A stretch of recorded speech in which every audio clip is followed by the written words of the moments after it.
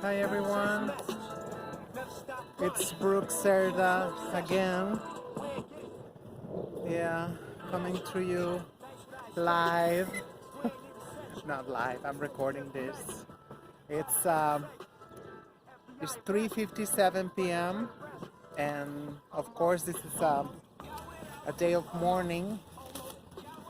Today is the 56th anniversary of the Honorable Malcolm X assassination right here in Harlem, you know, in upper Manhattan, Audubon Ballroom.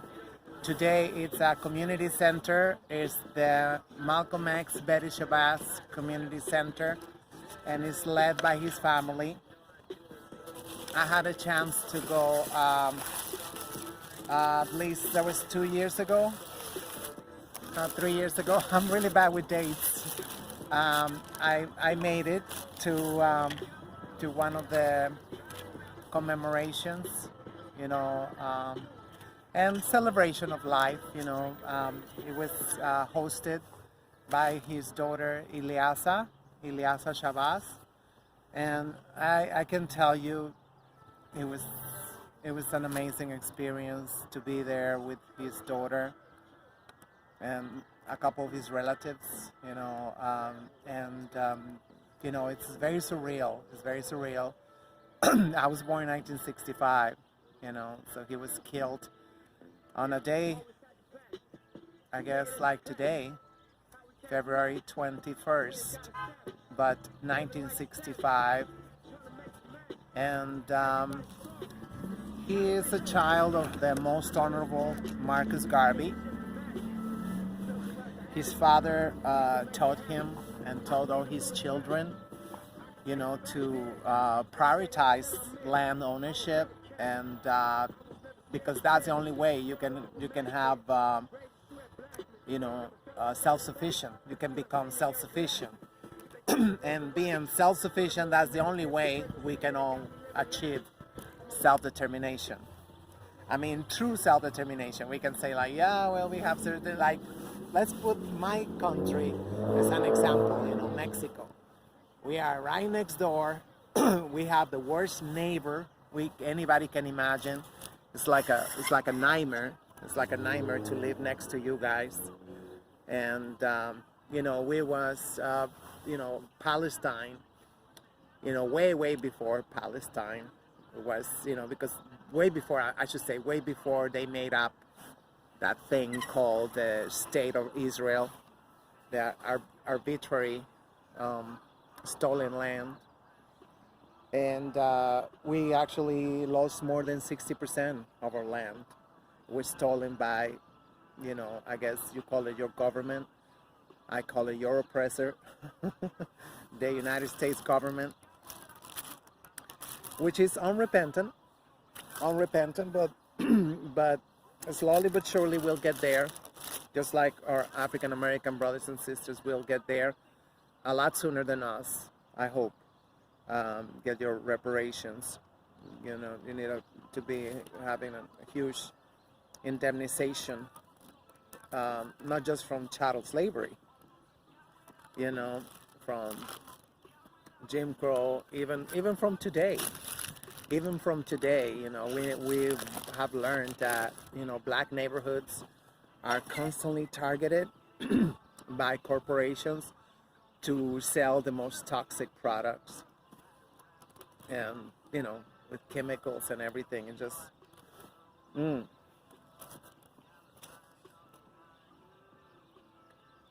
it is horrible, you know.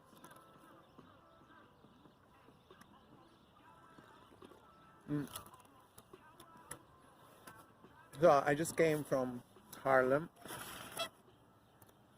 I wasn't able to find anything in the Amsterdam News. Who came out? The Amsterdam News. Who came out? No, it came out on Thursdays. It come out on Thursdays. So today is Sunday, February 21st. So, you know, I bought the paper. I didn't see anything. You know, the Amsterdam News is getting so weird. You know, they have like I think it's a 2-page spread, or no, I think it was 1-page spread. They have so many commercials, so many advertisements. Um, and they had a one from the NYPD, the Fraternal Order of the KKK. Unbelievable.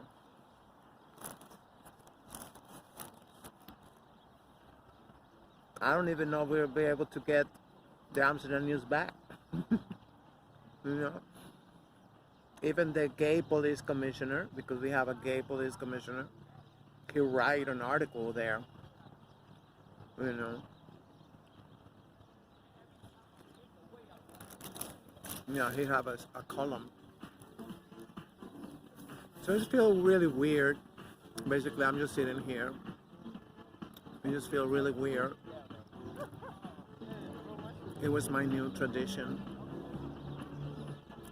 which I started going like 8 years ago.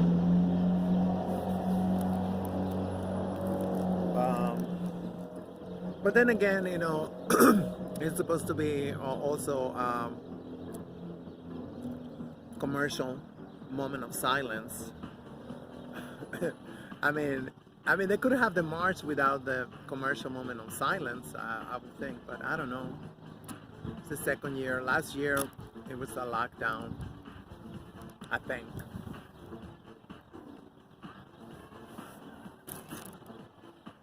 Was it canceled last year? Or last year I didn't go.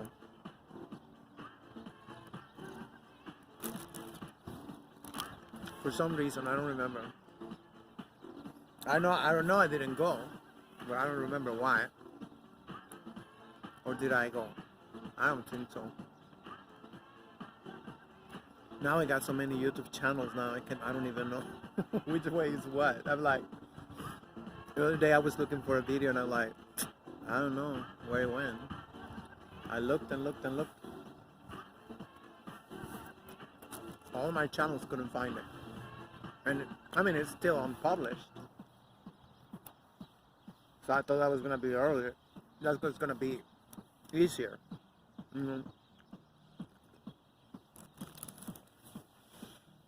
So, every year is just very sad because, the Honorable Malcolm X would help us all, not only African Americans. He had already become a world leader, and people trusted him, and they were getting old, getting ready to go to the United Nations and file a complaint against, crimes against humanity, which is what is going on here in the United States. It's been going on in the United States, against our African American brothers and sisters.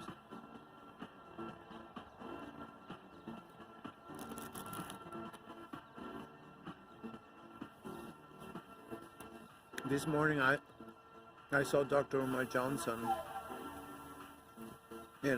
was talking about, this sad day. He was like,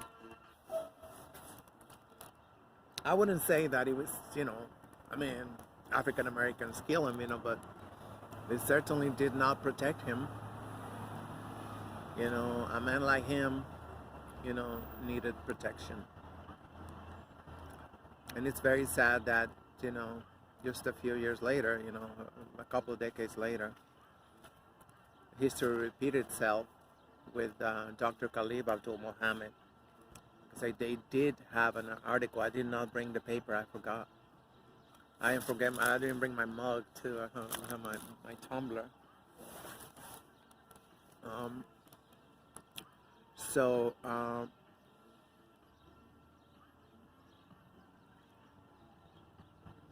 Yeah, it's a very depressing month. It is Black History Month, but you know, the 17th, it's um, anniversary memorial of Dr. Khalid Abdul Mohammed. I don't really like to mix them up, you know, just I didn't do a video. Usually I like to talk to it even in my native tongue, and you know, just to put it down, because you know, it helped me remember over the years. Not if anybody watch it, you know. I mean, and you know, I guess I'm still very angry that they stole all my material. They took down that channel where you know, I had made a nice video with all these I have collected. You know, when I used to know how to use, you know, to share my screen on YouTube. So I have made this collage with many videos, you know.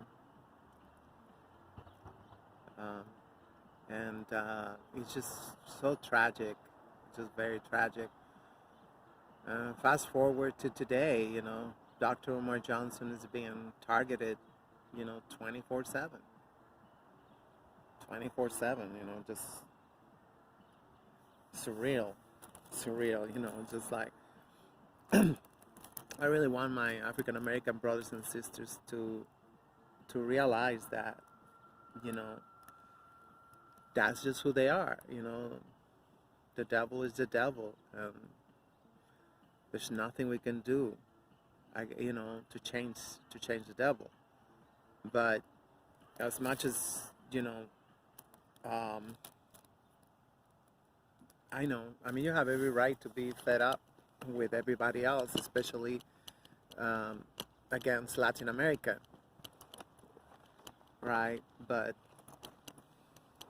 I cannot say, oh, no, my gloves are here. My hand's getting cold. I cannot say it was not our fault, even when it was not our fault. You know, that we bought into all the freaking propaganda. And by the way, 24/7 propaganda. You know, I guess they will call it, you know, microaggressions. And that's something, you know, that somehow our African American brothers and sisters, they just have not been able to target. You know, even with all the non-profits, you know, we have right here the National Action Network. And I don't know if they have actually had written any letters to, like, you know, Latin American television, especially in Miami.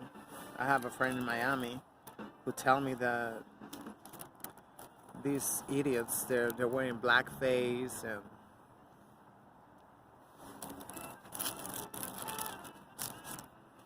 constantly they have these characters, very demeaning. But that's all we ever knew about you. It's no excuse, perhaps, but you always knew that Africa was, you know, the wildest thing, with cannibalism and all that stuff. Lies, lies, lies, and more lies. And it's frustrating, you know, as a Mexican woman, you know, I would love to do more, you know, especially for our Afro-Mexican brothers and sisters who are so brave to, you know, to be unapologetically black. You know, every time they get interviewed, they say, yes, we're black, and we love it being black, and you know, they're always longing for their African American brothers and sisters to come over and, you know, and to exchange, you know, moments to you know, to hang around. You know, most of these towns, they get a lot of tourism, but it's mostly from the crackers. You know, I don't never seen any really interest that I know myself. I never seen any interest. How beautiful this shit is.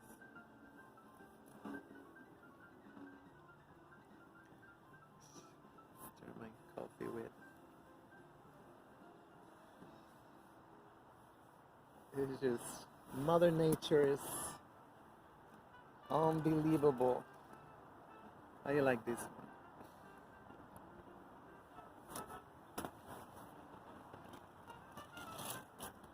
I didn't know it was so loose. Well, thank whoever cleaned my seat. All that side is wet. My hand's getting wet. My hand's getting wet from that, but cold. Yeah, the sun is going down. Let me show you a little bit around. I guess I should have showed you. I didn't know this was gonna happen. The sun was like right there when I first sat in, and now it's just like it's going away so fast. I always come around noon.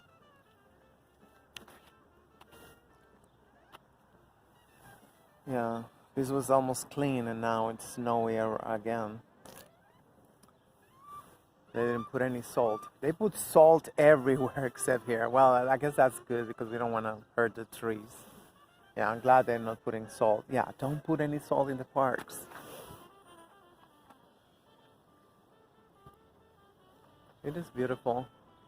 So, yeah, I went to 125th Street. I was hoping, there was going to be at least one person say we can march. um, especially there's such a New York City tradition. It really kind of like it make me blue that that it wasn't today, and I hope everybody's okay because I know the organizers was mostly elders from the December 12th movement, especially the amazing power couple, the Barons, Mr. Charles and Inez Barron, powerhouses, and they have kept their district, they have maintained their district, which is just amazing, I mean, I will, if I had money, I would like say, I have $10,000, can I get an interview? I mean,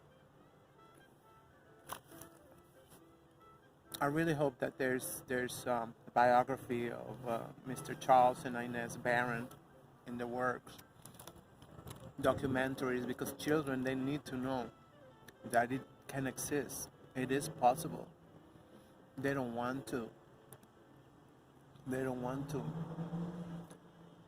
It's just like, these schools are just, I mean, I wouldn't even know. I know in Mexico it's just like they're mostly targeted, like being targeted by loan sharks, from early age. And some of them are actually, mulattoes.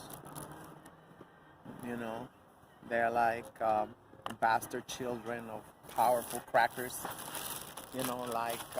Like Bill Clinton. I believe it. I mean, I would like Little Rock, Arkansas, got to be a president. Kind of like,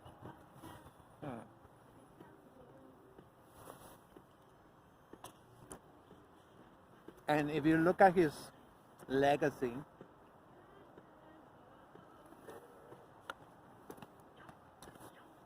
you can say he did really help the Rockefellers. If he's a Rockefeller.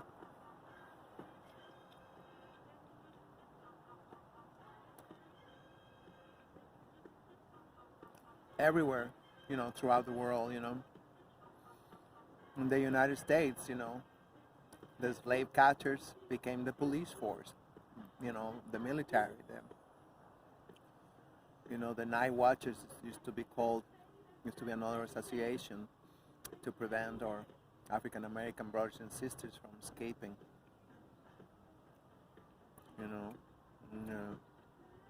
that's why there's no reforming the police, because and they say, oh, it was infiltrated by the Ku Klux Klan. It was not. It was not. It's like saying this system is broken. No, it was designed exactly to work like this, to eat black bodies for breakfast, lunch, and dinner.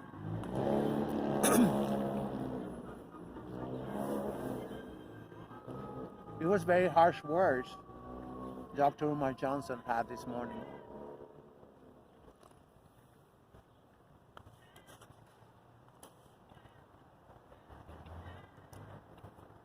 But the same happened everywhere. The same happened everywhere. You know, indigenous Mexicans are still selling out.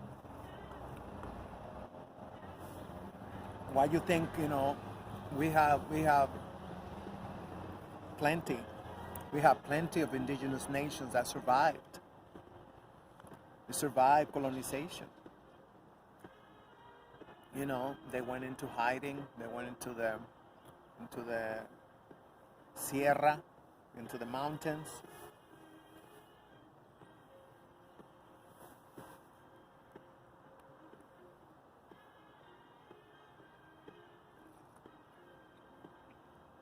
They never abandoned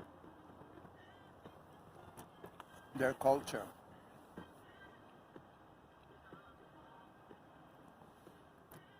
And yet, they are still extremely poor. They are the poorest people in Mexico.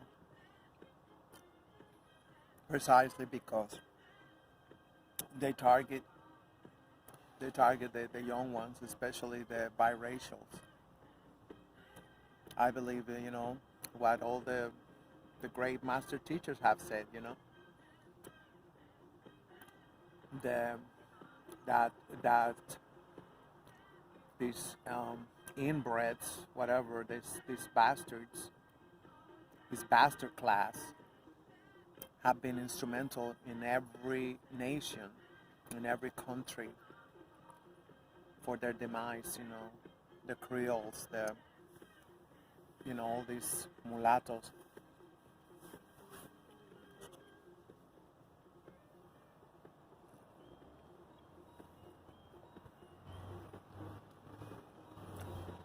There have been very few.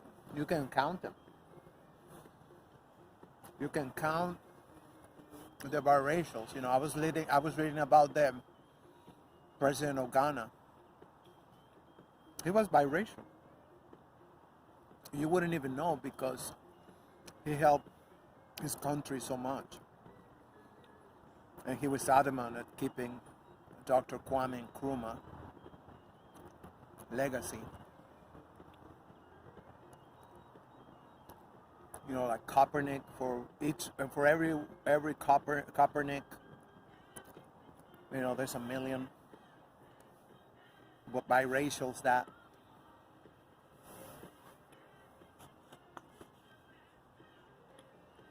are powerless. Are powerless because from day one, your alliance is to the whites.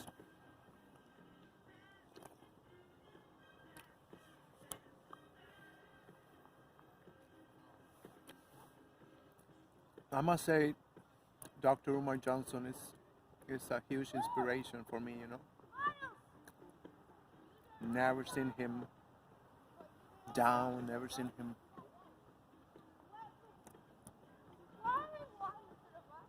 I wonder how long he sleep. I don't he sleep more than 6 hours sometimes.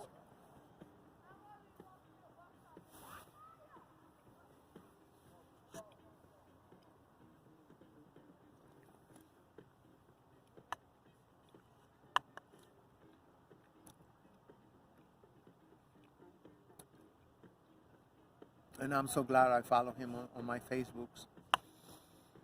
I have him as a favorite, well, I think I used to have a C first. You can put C first, so it's like always, always, always, he's a historian, a master teacher, a leader.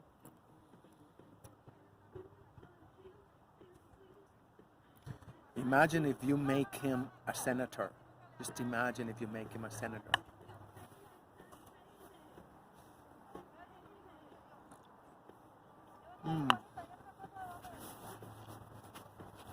I might start one page.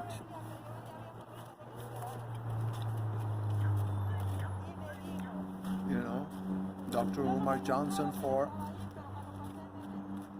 or Dr. Umar Ifatunde for Congress. Imagine Supreme Justice, Dr. Ifatunde. Can you imagine that? Game over. You're so well prepared. I mean, like, you know, the top of his head. I never seen him with no notes, nothing. What is that? That's a balloon at home. Oh, some child just lost their balloon. Yeah. I never seen spaceships. You know, I do kind of believe they are holograms. They are holograms because, you know, what would they need spaceships for, you know?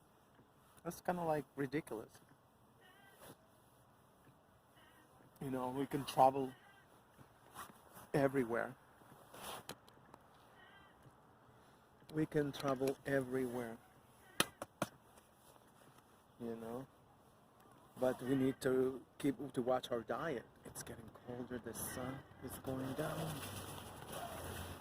And I'm getting out of here. Well, come with me. Join me.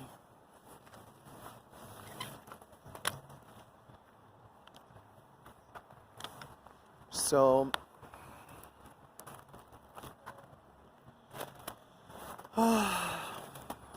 we miss you.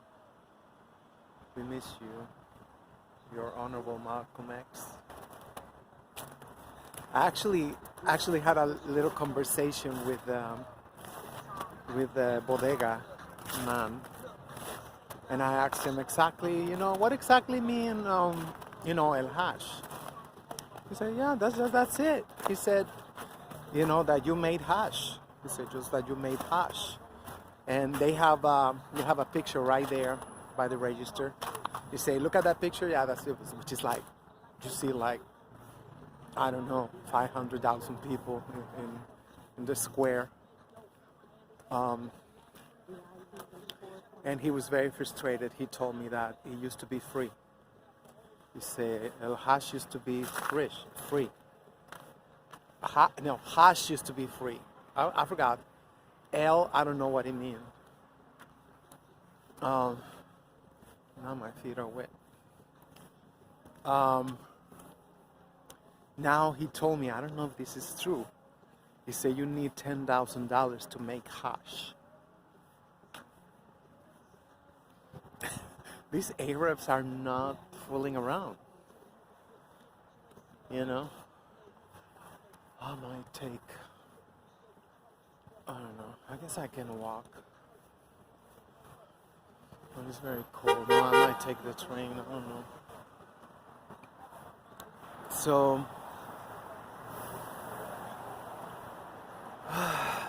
oh, I got his new autobiography. The Dead Are Uprising. That's the name of the biography. Mr. Payne, I forgot his first name. Well, he is a very famous writer. I remember hearing his name. I forgot the name for his first name. But you can look it up like that, you know. The Dead Are Rising, Malcolm X biography by Mr. Payne, you know, with a Y, obviously. So, yeah, his daughter finished it for him. I guess he was into such a perfectionism when it came to this biography, because he spent years and years working on the biography. Unfortunately, he died before he published it, but his daughter finished it.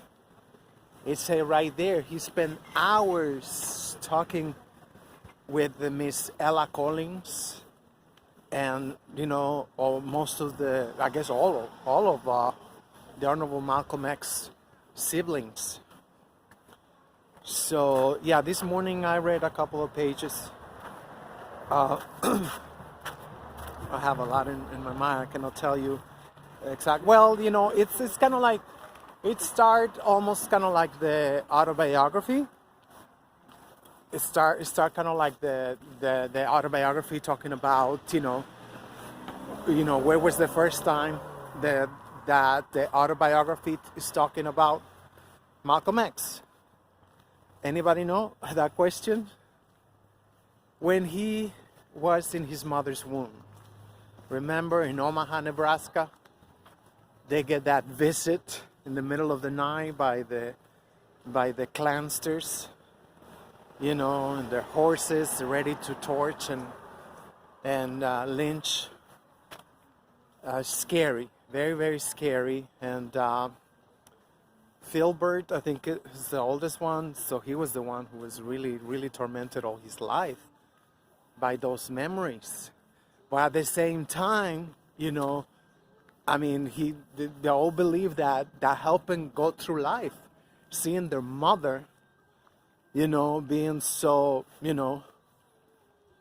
such a lioness, a fierce lioness, defending her children while she was pregnant with the Honorable Malcolm X.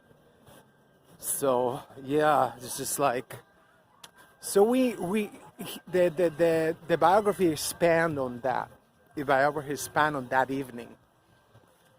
Having she being by herself with all the children, and imagine breaking the windows. They break the windows and and okay, I cannot even. I don't know. I wonder what would happen if she was darker skinned. What would happen if Miss Louise, I'm sorry. Louise was darker skin. Lois? I think it's Lois. I don't know how you pronounce her name, I'm sorry. I never hear nobody say her name. I think I have in the documentary, but I forgot. So,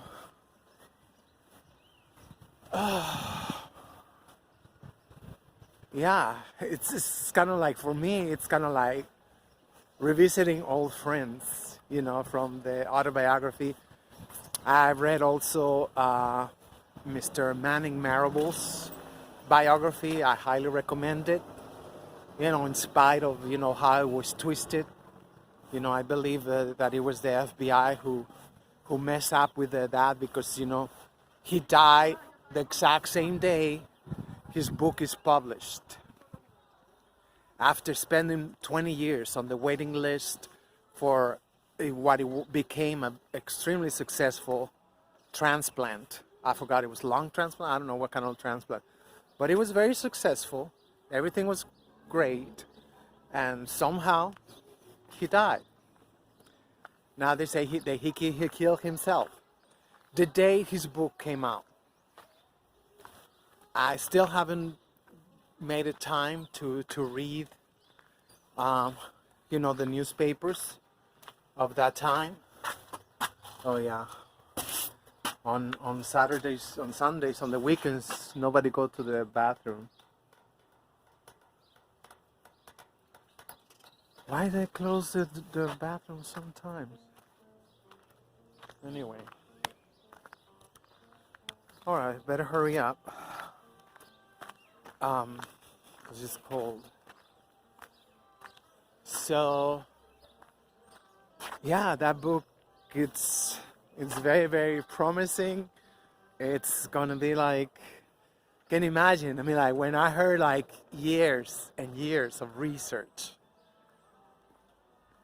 and I kind of suspect that he got a little bit, intimidated with Mr. Manning Marable's autobiography, because that one went in too. But he went into more like, I don't know how many pages I read. I think I'm on the second chapter. He went into more like the human aspect and a lot of history. There's a lot of history in the first chapter. In the first chapter, there's a lot of history. Look at there. There's a little kitty cat. Hola. So, my right knee, it's messing with me. I don't know why. It's a lot of history. A lot of, like, what they say, gut-wrenching history, of Nebraska. Oh my gosh, it's like unbelievable. So, as usual, as we all know, I mean, there's always the Europeans. They always make up some rape. Supposedly, some Becky got raped in Omaha, and so they unleashed this wild goose chase, and it was just, it's really, I couldn't read it. I couldn't read some parts. I couldn't read it. At the end, the police release him. At the end of the whole, you know how the Europeans are. In this case, they mostly blame the Irish immigrants that had just arrived, but they was all in cahoots. They was all doing their part. There's no question about it. So yeah, it was Mr. Bill Brown, I think, William Brown. Yeah, well, that's the same, right?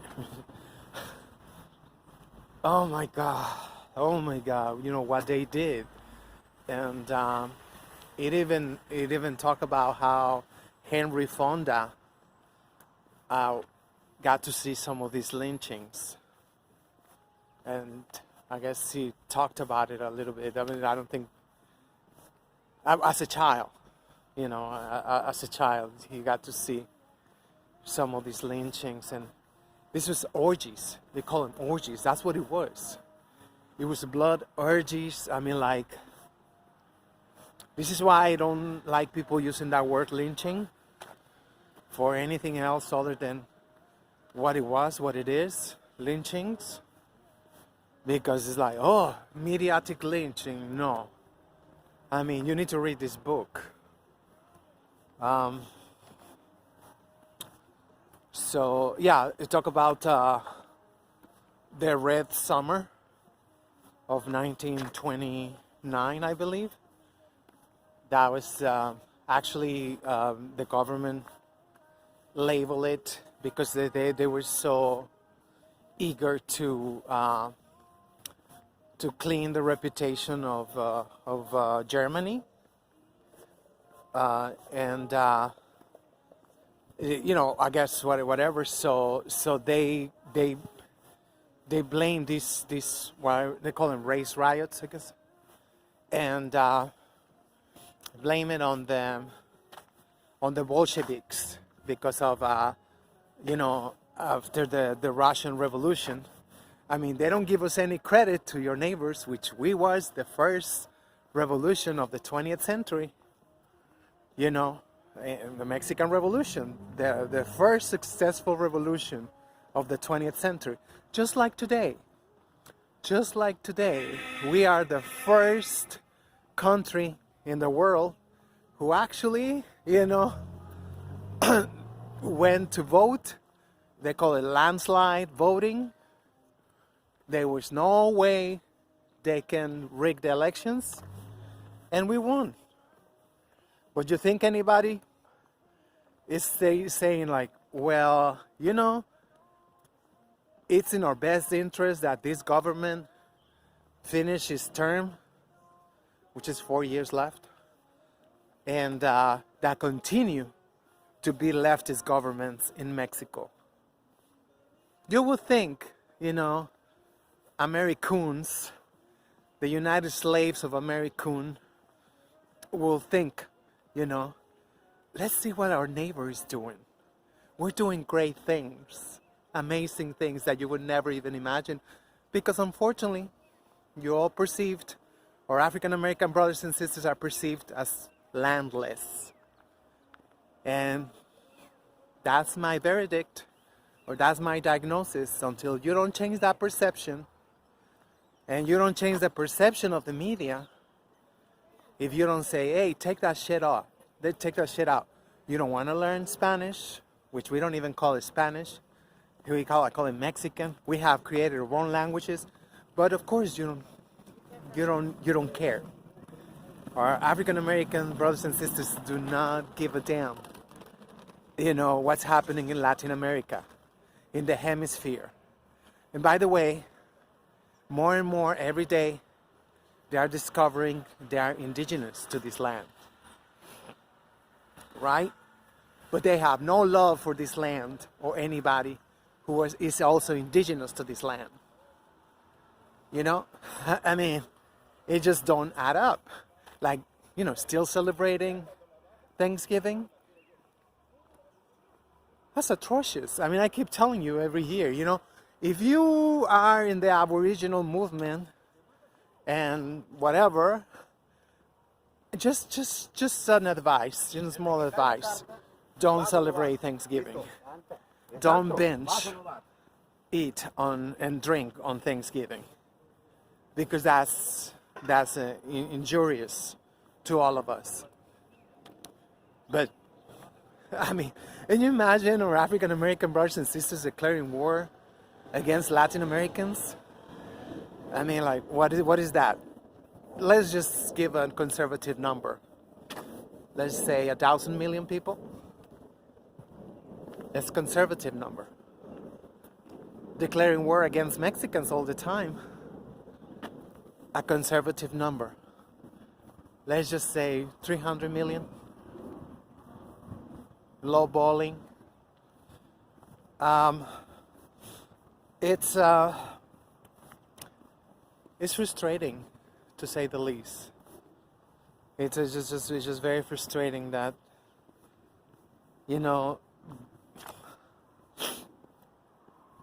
don't think you don't need anybody to confront your oppressors. I am always willing, and if I go back to my country in a couple of years, and if I get apolitical, if I get into politics, whatever, guess what's going to be my agenda?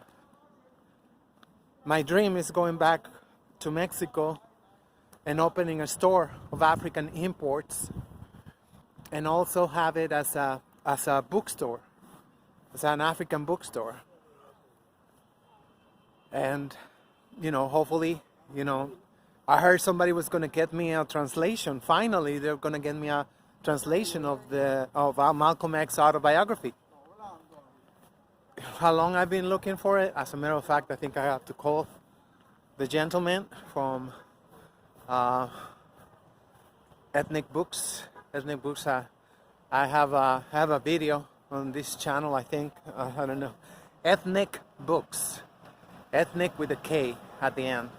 Books. He's usually on 149th Street and 3rd Avenue. Is that what he has? My hand is hurting. Oh my God. I don't know.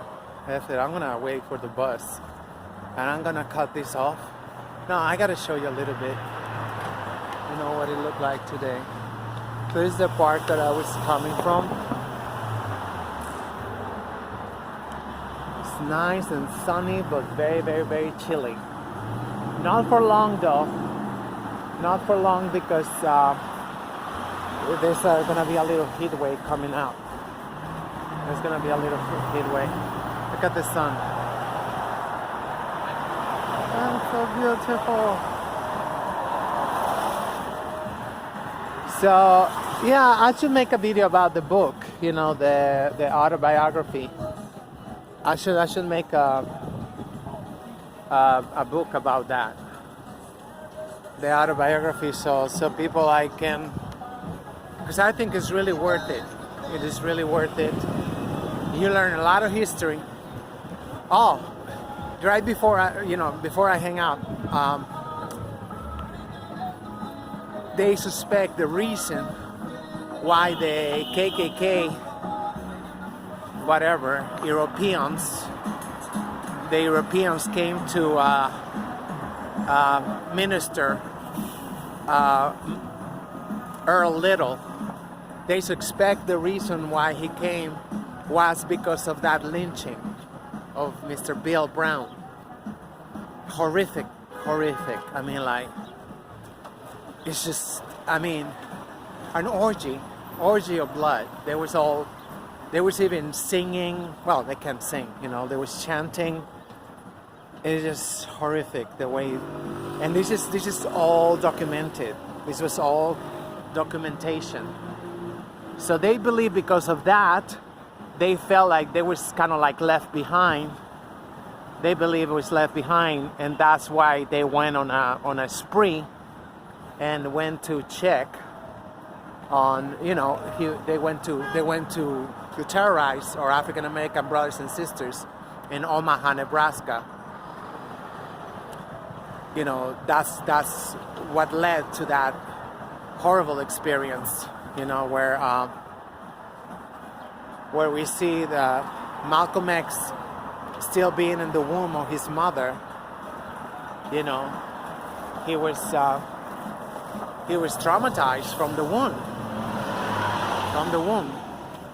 So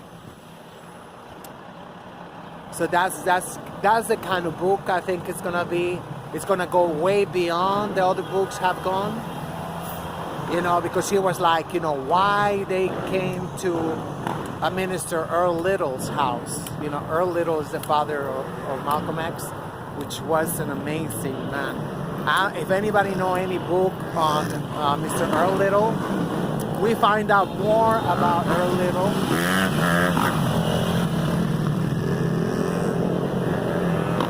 There's more, contextualization of, Minister Earl Little. An amazing, a superhero, and it just feels so good because, when was that I read the autobiography? Well, by the way, I haven't finished it because I learned that there's missing chapters, and it's hard for me to finish the books, because I don't read that much and I don't want a book to finish. When I like a book, I don't want to finish it. So yeah, there's some chapters missing, and Dr. Umar Johnson was talking about that. He would like to know how many chapters are actually missing and why. It was the FBI. Even the writer that he worked for the FBI. Even the writer of the autobiography. My boss is here.